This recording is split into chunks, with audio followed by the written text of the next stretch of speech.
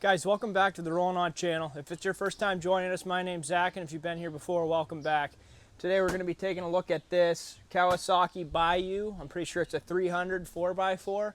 I was perusing Marketplace probably a month or two ago now, and I found this thing for 400 bucks, non-operable. So I picked it up, loaded it on the truck, and brought it home. And like I said, it's been sitting here for probably a month or two now. I got the battery charger sitting there. We're going to see if I can charge up the battery and maybe it'll crank over.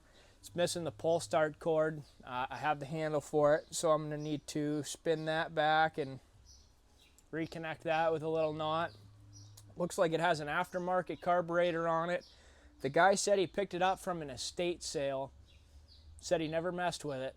And I believe him because I talked to his son too, and his son said that his dad never messed with it. So we're going to see what we can do. It also looks like it has an aftermarket ignition on here. And so that makes me think that it may have had some electrical issues, and we can work through those. I'm not very good with those, so it's a good opportunity to learn some things potentially. If you've been enjoying the channel, please subscribe and drop me a like. I have a whole bunch of projects going. I just happen to be working on this four-wheeler this weekend. It's Memorial Day weekend, and I have a little bit extra time.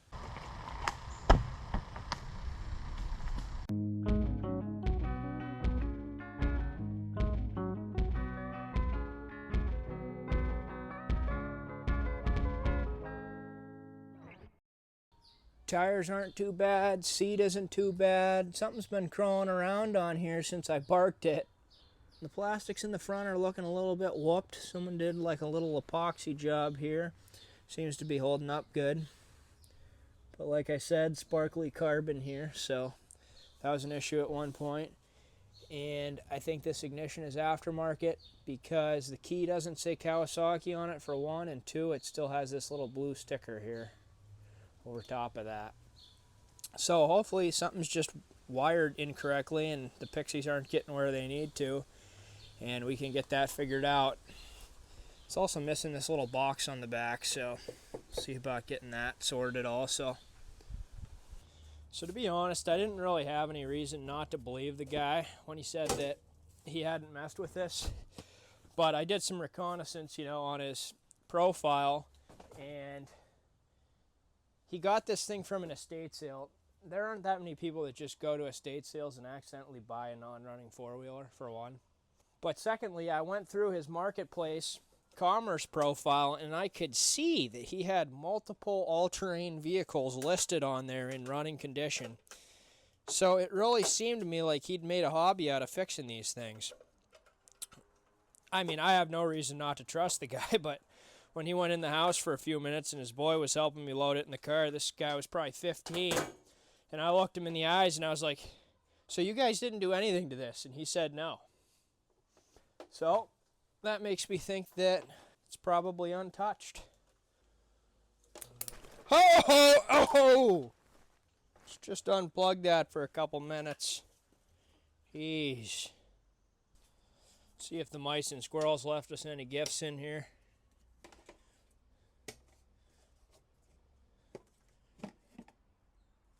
Oh! Brand new air filter. And it's not soaked in oil. It's literally bone dry, it seems like to me.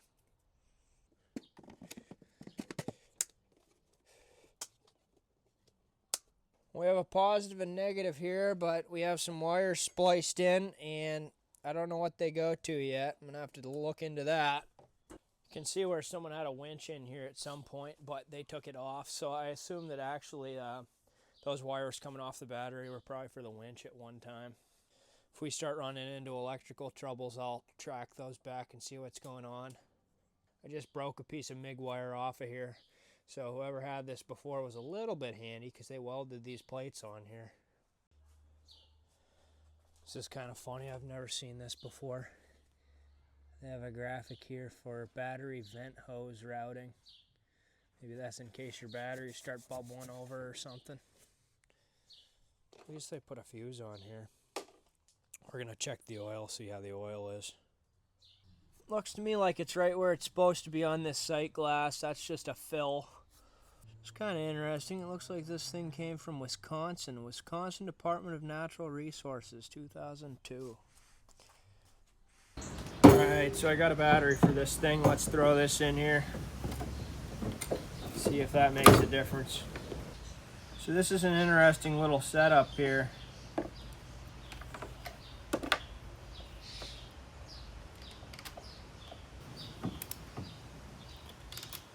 Alright, let's see if we got any power now.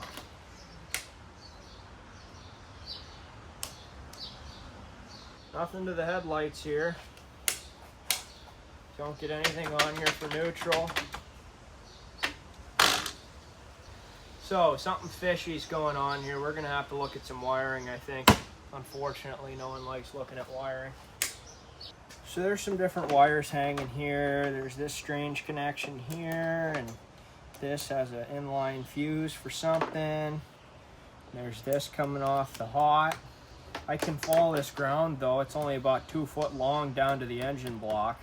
I am going to follow this hot and see what's going on with it. And someone really wrapped this good with electrical tape, so I'm going to try following this around and see what's going on here. So I just dug this out of here. Someone put a new CDI box in here, which looks like they wired in. And this relay looks to be about as old as dirt, hanging here by a zip tie. And I can go up front and check out the spark plug, but it looks like they put an ignition kit on this. Just looking up here, the solenoid looks to be ancient. If I come down in here, it looks to me like that rectifier's pretty clean there. So I'd say they did a new rectifier. I come up front, new plug, and this boot says made in Japan on it. And I look at the ignition coil up here, and I would say it's factory also. So basically they did a CDI box, a rectifier, and it seems like that's about it. I'm gonna see if they did a magneto in here. It certainly does look like there's some newer wiring going in here, and these bolts aren't looking too crusty. They look like they've been off of here. So I'm gonna check in here for a magneto, make sure all those connections are good. And then, like I said, this ignition switch is definitely new. And they have some new wire packed up under here. So looks like I'm just gonna have to go through everything and make sure it's all hooked up right. And then maybe I can address some of this garbage that they left in here. Okay, what I'm gonna do now is try jumping this solenoid, see if that works.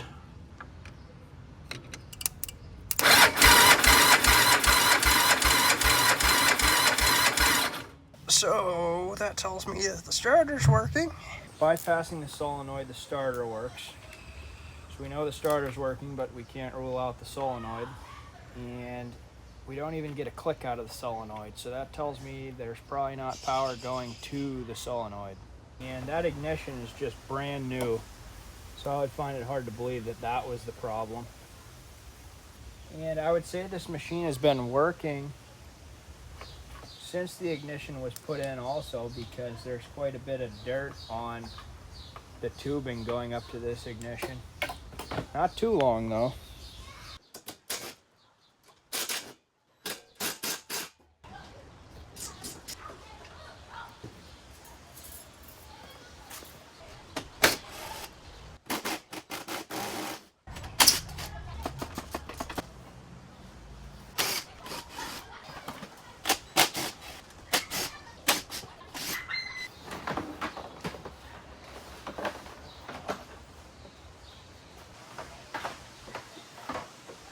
All right, just like that. It doesn't have any plastics on it. That took about 5 minutes. So now I'm hoping I might be able to get a little bit better of an idea of what's going on. So I can tell that someone messed around with this wiring pretty hard. There's some cut wires there, probably not from the factory.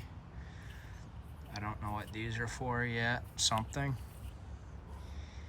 And just following the lights for the neutral and reverse and the ignition down here. There's a big clump of stuff that was zip tied together very recently. by someone who does not file down their zip ties. So that's just a death sentence waiting to happen there.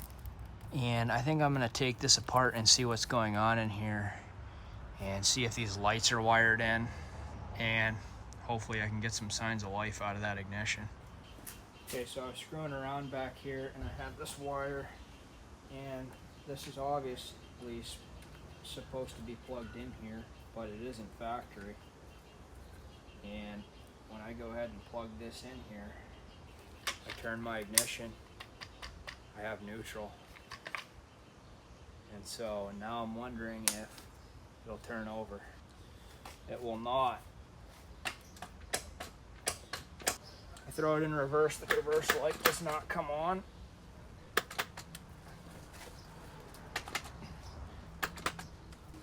Try and roll it around a little bit in neutral. Okay, those two don't want to be friends. We know that these two are getting, the two beefy wires off the solenoid are getting power to the battery because the starter turns when I short the solenoid. So the next thing I want to follow is the signal wire off of the solenoid back to the handlebars maybe somewhere. And there's just an absolute rat's nest of shenanigans going on here. Wires everywhere that are not part of the harness. This runs the whole way to the front and just goes to a ground. There's this little guy. There's this that I plugged in that made the neutral come on. Wires from the kill switch in the starter go down and into this little mess that's zip tied together. There could be any amount of stuff going on inside of this. So I'm going to cut that apart and see if I can find anything interesting in there. Okay, so it turns out that these two wires here, the black and the yellow, I followed those back from the solenoid. I clipped them together thinking that that would make the connection for the ground on the starter switch. And in doing so, it made the headlights work. And I think that these headlights are tied into the ground on this switch. And that ground was disconnected, so that's why these headlights weren't working. So that's a little bit of progress. Now I'm thinking the ground is probably met for this engine switch and this start-stop for the solenoid. So with any luck, when I press this button, it is going to fire the solenoid and crank the engine. And it sure does. So that was the issue, was just these two wires were not connected here. Alright, so now let's get this plug out of here. And this thing has been running since that new plug was in there, I would say. So that's a good sign. So this plug looks pretty new, but it certainly has been running. Rich, I would say. Very rich, based on the soot that I just wiped off this plug.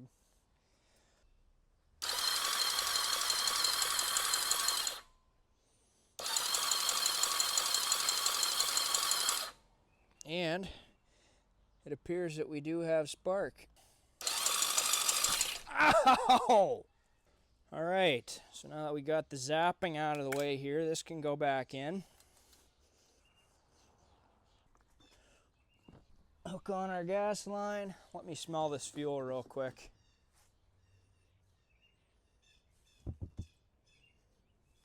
Does not smell varnished to me. Open the petcock. Turn on the choke. So all the choke is all the way on. Let's get some gas flowing in here. And engine's on. Turn our key switch on here and see if we can get it to fire up.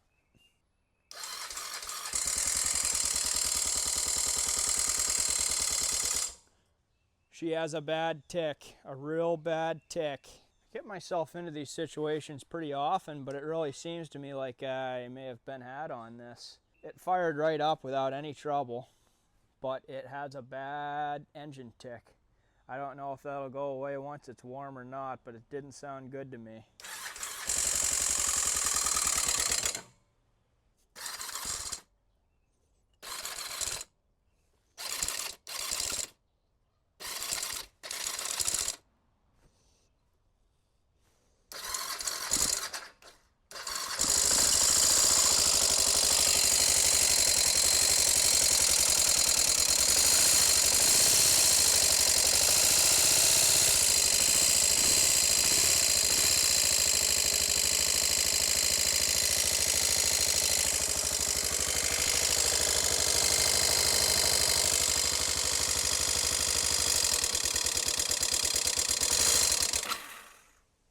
Holy smokes, she's ticking. Alright, so now that I've heard this thing make significant noise in the engine, I'm going to drain the oil and see how much pixie dust we have going in there, because that's a pretty good indication of stuff rubbing together in the engine when this thing is running. And it could just be valve noise.